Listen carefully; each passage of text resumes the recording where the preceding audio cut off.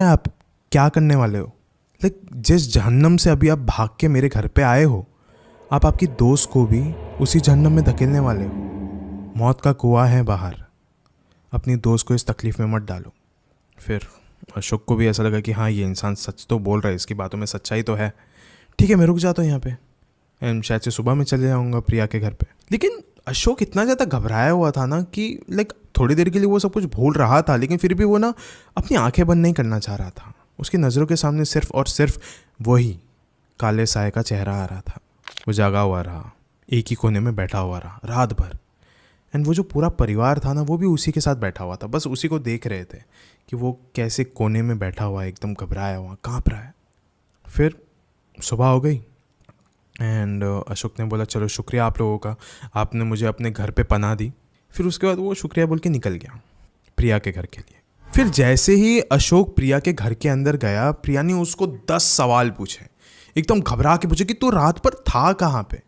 मैं कितना कॉल कर रही थी तेरे को, तू कॉल भी नहीं उठा रहा था, तेरा कॉल भी तेरा फ़ोन स्विच ऑफ लग रहा था मुझे, लेकिन तू था किधर। फिर अशोक ने बोला कि कल रात ना मेरे साथ एक हादसा हुआ।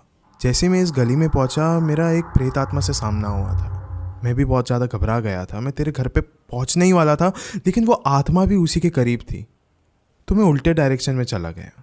और फिर वहाँ पे किसी ने मुझे अपने घर पे रुका दिया, रहने दिया। I am really glad for them, लेकिन उन्होंने मुझे सीरियसली बचा लिया प्रिया, वरना आज शायद से मैं तेरे करीब नहीं होता। फिर प्रिया को ना ये बात बहुत ज़्यादा वियर्ड लगी कि कोई किसी को अपने घर पे क्यों ही रुकने देगा। उसने सवाल पूछा कौन थे वो लोग। अशोक ने कहा अरे यही बहुत अच्छे लोग हैं, वो एक अच्छा खासा परिवार रहता है यहाँ पे। ये जो गली है ना, गली के शुरुआत में ही एकदम स्टार्टिंग का घर है ये। फिर प्रिया ने बोला कि कौन सा घर। अशोक ने बोला चल मैं तुझे लेके चलता हूँ, ये नंबर है उसका एंड वो तुझे आना चाहिए। फिर प्रिया ने कहा कि नहीं, मैं नहीं चलूँगी और ना ही तुम जाओगे, क्योंकि पिछले ही साल वहाँ पे एक पूरे परिवार ने आत्महत्या कर ली थी। उस घर में तब से लेकर आज तक कोई भी नहीं रहा है, खंडर है वो घर। तुम कहाँ थे, किसके साथ थे? शायद से जो हर किसी के साथ हुआ है वही तुम्हारे साथ हुआ है। वो घर में आत्माओं का बसेरा है, आत्माओं के बीच में थे तुम। उन्हीं की आत्माएं भटकती है यहाँ पे, तुम उन्हीं के बीच में थे।